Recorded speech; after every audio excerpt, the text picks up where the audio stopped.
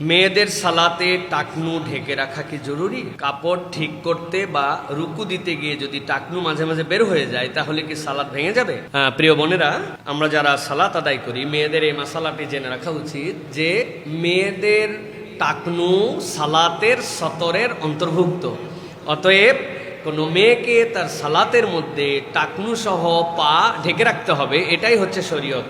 এটা তিনি ইচ্ছাকৃতভাবে অবমুক্ত রাখবেন, এটা তার বিধান নয়, বরং তার পাকে ঢেকে রাখতে হবে। এই জন্য নবী করিম সাল্লাল্লাহু আলাইহি সাল্লাম বলেছেন একজন পূর্ণবয়স্কা তথা বালেগা নারীর জন্য তাকে একটা খিমার অথবা সালাতের জন্য এমন পোশাক যেটা তার এই পুরো অঙ্গকে ঢেকে রাখে, এরকম পোশাক পরে তার জন্য সালাত পরা উত্তম। কেননা রেগুলার মেয়েরা যে পোশাক পরেন তাতে অন্য সময়ের ফরজ আদায় হয়, নামাজের ফরজ আপনার নাও আদায় হতে পারে।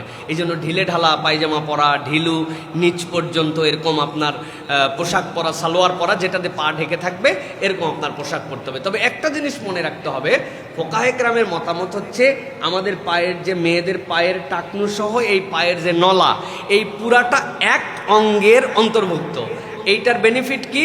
এই টাকনু সহ এক অঙ্গের অন্তর্ভুক্ত হওয়ার কারণে যদি 1/4 কোনো মেয়ের নামাজের কোনো একটা সময়ের জন্য বেরিয়ে থাকে তাহলে তার সালাত ভেঙে যাবে না, অনুচিত, কিন্তু সালাত ভাঙবে না। কেননা পুরা অঙ্গটা 1/4 অবমুক্ত যদি হয়ে যায় তাহলে আপনার সালাত ভাঙবে না অল্প সময়ের জন্য।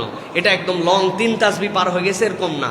সুতরাং আপনার যদি এটা রুকুতে গেছেন, কিছু সময় উঠে গেছে, আবার নামায় ফেলছেন, তাহলে আপনার সালাত হয়ে যাবে, কিন্তু উচিত হচ্ছে এটা ঢেকে আপনার, যেহেতু এটা সালাতের সতরের মধ্যে, এই ভাবনা আপনার সালাত আদায় করা। আশা করি আমার মা বোনেরা সুন্দর পোশাক পরিচ্ছদ পরিধান করে সালাত আদায় করবেন।